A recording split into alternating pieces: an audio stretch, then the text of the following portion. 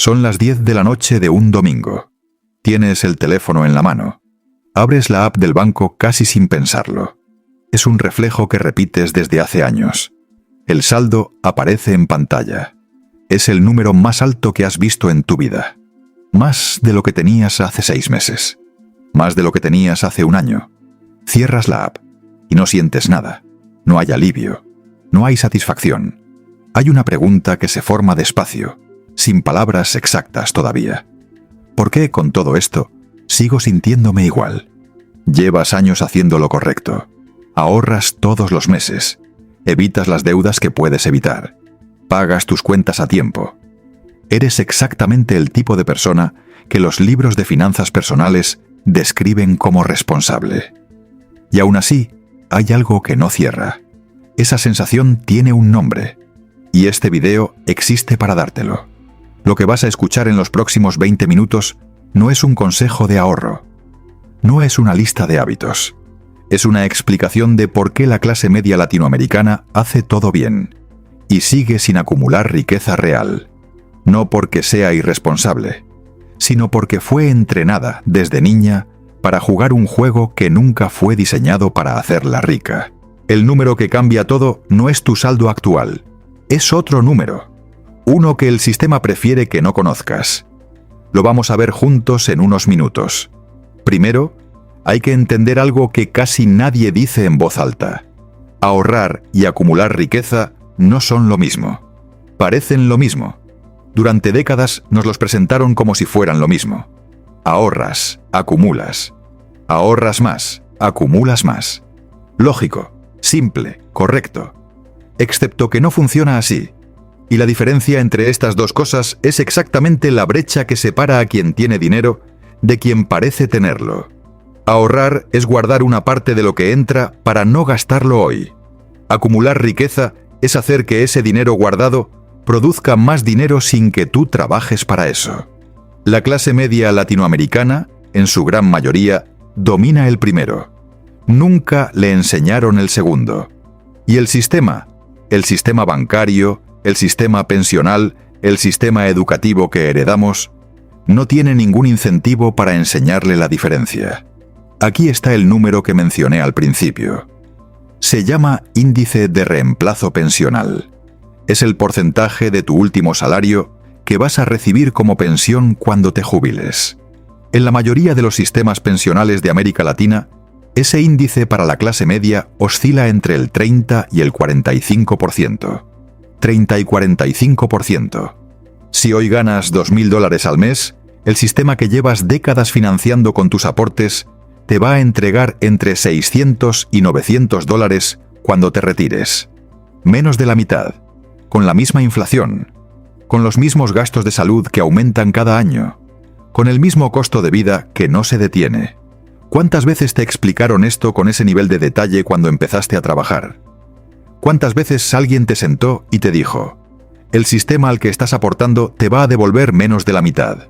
La respuesta para la mayoría de personas que están viendo este video es 0. Vamos a abrir el mecanismo completo, porque no es un solo problema, es una cadena. Y cada eslabón de esa cadena está tan normalizado que la mayoría de personas nunca lo cuestiona. El primer eslabón es el más invisible. El rendimiento real negativo. En casi todos los países de América Latina, las cuentas de ahorro bancarias ofrecen tasas de interés anuales que van del 1 al 4%. Eso, en teoría, es dinero creciendo. El problema es la inflación. Cuando la inflación en tu país está entre el 5 y el 8% anual, que es el rango histórico de muchas economías latinoamericanas, y tu cuenta de ahorros te rinde el 2%, tu dinero no está creciendo. Está encogiendo. Lentamente, silenciosamente, cada mes. No lo ves en el saldo porque el número aumenta. Pero lo que ese número puede comprar disminuye. Esa es la diferencia entre rendimiento nominal y rendimiento real. Y es la diferencia que nadie te explica cuando te abren la cuenta. La clase media latinoamericana lleva décadas ahorrando en instrumentos de rendimiento real negativo y creyendo que está construyendo un futuro. Está construyendo un número. No es lo mismo. El segundo eslabón tiene un nombre que los economistas conocen, pero que pocas veces llega a la conversación pública: solidaridad familiar forzada. Existe un patrón que se repite en familias de clase media en toda la región. El miembro más exitoso, el que tiene trabajo formal, el que estudió, el que salió adelante, se convierte con el tiempo en el soporte financiero silencioso de su núcleo familiar. Padres que no tienen pensión suficiente, hermanos con emergencias, sobrinos con gastos de educación. La lista no termina. Este flujo de dinero no aparece en ningún presupuesto. No tiene nombre oficial. Pero investigaciones sobre patrones de consumo en hogares latinoamericanos sugieren que este tipo de transferencias informales puede consumir entre el 15 y el 30% del ingreso disponible de quienes más ahorran. No es generosidad opcional. Es una obligación cultural tan profunda que cuestionarla se siente como traicionar a la familia. Y nadie en la industria financiera lo menciona porque no encaja en ningún producto que puedan venderte. El tercer eslabón es el que más orgullo genera y más daño hace: la vivienda propia. En América Latina, comprar casa propia es el objetivo financiero más universalmente celebrado. Es el rito de paso de la clase media. Lo hicieron tus padres. Lo hicieron sus padres. Es la prueba de que llegaste. Pero hay una trampa estructural en ese activo que casi nadie nombra. En la mayoría de hogares de clase media latinoamericana, entre el 70 y el 90% del patrimonio neto total está concentrado en un único activo: la vivienda. Un solo activo, y líquido, que no genera flujo de caja, que no produce rendimientos mensuales, que solo vale su precio de venta. Y para acceder a ese valor, tienes que vender tu casa. En papel eres rico, tienes un activo valorizado, pero en la práctica financiera, no puedes pagar la educación de tus hijos con el valor de tu casa. No puedes cubrir una emergencia médica con los metros cuadrados de tu apartamento. No puedes jubilarte con dignidad usando un activo que no produce nada hasta que lo liquidas. Esto no significa que comprar vivienda sea un error. Significa que cuando el 90% de tu patrimonio está en un solo activo y líquido, no tienes un portafolio. Tienes una trampa elegante. Aquí es donde quiero que conozcas a Carlos y a Rodrigo. Ambos tienen 32 años. Ambos ganan lo mismo: $1.800 al mes. Ambos se consideran responsables con el dinero, pero tomaron decisiones distintas hace 10 años. Y hoy están en lugares completamente diferentes. Carlos hizo lo que le enseñaron. Abrió una cuenta de ahorros. Separó el 10% de su ingreso todos los meses sin falta. Compró un carro de segunda a los 26 para demostrar que podía. A los 29 pidió un crédito hipotecario y compró un apartamento. Hoy tiene un saldo de ahorros de $8.000 y una hipoteca de $120.000. Su patrimonio neto, sobre el papel, es positivo, pero su flujo de caja disponible cada mes, después de la hipoteca, el seguro y el mantenimiento del carro, es casi cero.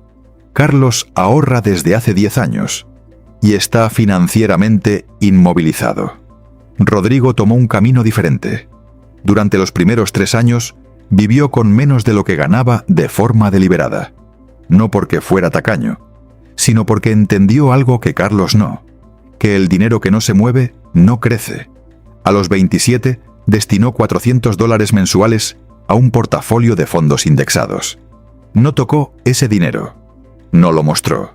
No lo señalizó. Siguió viviendo en el mismo apartamento alquilado que le costaba menos que una hipoteca. Hoy, 10 años después, Rodrigo tiene un portafolio que ha generado rendimientos compuestos.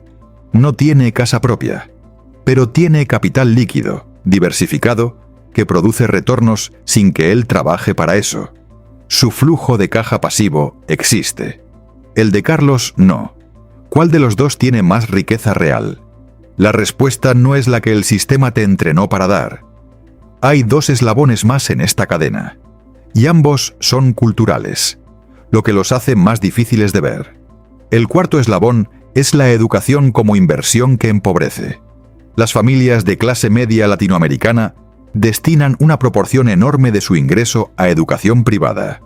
Colegios privados desde la primaria, universidades privadas con aranceles elevados, posgrados en el exterior financiados con ahorros de décadas o con deuda. La narrativa cultural que sostiene este gasto es sólida. La educación es la mejor inversión que puedes hacer, y en parte es verdad. Pero hay una distinción que nadie hace públicamente. Existe una diferencia entre la educación que aumenta tu capacidad de generar ingresos y la educación que señaliza estatus sin producir retorno proporcional. Un posgrado de $80.000 que no incrementa tu salario en los años siguientes no es una inversión financiera. Es un gasto de identidad. Puede ser valioso en otros sentidos, pero llamarlo inversión, en términos estrictamente financieros, es incorrecto. Las familias de clase media en LATAM vacían su capital durante décadas financiando educación que en muchos casos produce retornos insuficientes para compensar el costo de oportunidad. El dinero que se destinó a esa educación no estuvo componiéndose en ningún instrumento de inversión. Ese tiempo perdido en el mercado es irrecuperable. El quinto eslabón es el más silencioso: la inflación del estilo de vida. Cada vez que el ingreso de la clase media sube, algo pasa de forma casi automática. El gasto sube también, a veces al mismo nivel, a veces más. Un aumento de sueldo se convierte en un carro mejor, en unas vacaciones que antes no eran posibles, en un restaurante que antes era una excepción y ahora es una costumbre. Esto no es irresponsabilidad, es un mecanismo psicológico documentado. Y en América Latina tiene una dimensión adicional: la señalización social. El ingreso que sube necesita ser visible, necesita ser comunicado al entorno. El nuevo carro, la ropa de marca, el viaje publicado en redes, son mensajes. Son formas de decir he avanzado. El problema es que esa señalización consume exactamente el excedente que podría haberse convertido en inversión. El patrimonio neto se mantiene estático mientras el ingreso crece. Y la sensación de progreso se sostiene en el consumo, no en la acumulación. ¿Cuántas veces revisaste tu saldo este mes y sentiste que no era suficiente, aunque objetivamente fuera más de lo que tenías hace un año? Esa sensación no es tuya. Es el resultado de medir el progreso con la métrica equivocada. Y aquí llegamos al último mecanismo, el que opera en el fondo de todo lo demás. Hay una barrera que no es matemática, es histórica. En 2001, millones de ahorristas argentinos fueron a buscar su dinero al banco y encontraron una reja: el corralito. El gobierno había congelado los depósitos de un día para el otro. Lo que durante años fue dinero seguro en el banco, dejó de ser accesible de forma instantánea. No fue el único episodio. Crisis bancarias en Venezuela, en Ecuador, en República Dominicana en los 90, cada una dejó una marca en la memoria colectiva de sus sociedades. Esa memoria no desaparece, se transmite. Los hijos de quienes vivieron esas crisis crecen con una desconfianza profunda hacia los instrumentos financieros formales. Prefieren el efectivo, prefieren el ladrillo, prefieren lo que pueden tocar. Y esa preferencia, aunque psicológicamente comprensible, tiene un costo financiero enorme. Los mantiene fuera de los mercados de capital que generan rendimientos compuestos a largo plazo. La clase media latinoamericana no evita invertir por ignorancia en muchos casos. Lo evita por miedo racional construido sobre experiencias reales. Y ese miedo, nunca atendido, nunca explicado, perpetúa el ciclo de una generación a la siguiente. Todo lo que hemos visto hasta aquí converge en un solo problema de fondo. La clase media mide su salud financiera con la métrica equivocada. La métrica que usa la clase media es el patrimonio neto. ¿Cuánto tienes menos, cuánto debes? Si el número es positivo y va creciendo, todo bien. La métrica que usa quien acumula riqueza real es diferente. Flujo de caja pasivo. ¿Cuánto dinero llega a tu cuenta cada mes sin que tú trabajes para producirlo? Dividendos, rendimientos, rentas. Cualquier forma de ingreso que no depende de tu presencia activa. Puedes tener un patrimonio neto de $200.000, concentrado en tu vivienda, y flujo de caja pasivo de 0. Eso significa que si mañana no puedes trabajar, tus ingresos se detienen completamente. Eres financieramente dependiente de tu próximo salario, sin importar cuánto hayas ahorrado. Esa es la diferencia estructural que separa a quien ahorra de quien acumula. No es una diferencia de disciplina, es una diferencia de métrica. Y el sistema nunca te entrenó para hacer esa distinción, porque un ciudadano enfocado en flujo de caja pasivo es un ciudadano que necesita menos del sistema, necesita menos crédito bancario, menos productos financieros de bajo rendimiento, menos dependencia del sistema pensional. El sistema no tiene incentivo en que entiendas esto. Volvamos al domingo por la noche. El hombre con el teléfono en la mano. El saldo más alto de su vida. La sensación de que algo no cierra. Ahora sabes lo que le falta. No le falta disciplina. No le falta esfuerzo. Le falta la pregunta correcta. La pregunta correcta no es ¿cuánto tengo ahorrado? La pregunta correcta es ¿cuánto produce lo que tengo? Esa pregunta cambia todo. Cambia cómo evalúas una cuenta de ahorros. Cambia cómo piensas en la vivienda. Cambia cómo decides qué hacer con el próximo excedente que generes. No es una pregunta de disciplina. Es una pregunta de marco. Y el marco es lo que el sistema nunca te dio. Aquí está la acción concreta para las próximas 24 horas. Abre una hoja de papel o una nota en tu teléfono. Escribe 2 columnas. En la primera columna, escribe todo lo que tienes. Ahorros, vivienda, vehículo, inversiones, lo que sea. En la segunda columna, escribe cuánto produce cada uno de esos activos al mes sin que tú trabajes. No el valor del activo, lo que produce. Si la segunda columna está vacía, o casi vacía, ya sabes cuál es el siguiente problema que tienes que resolver.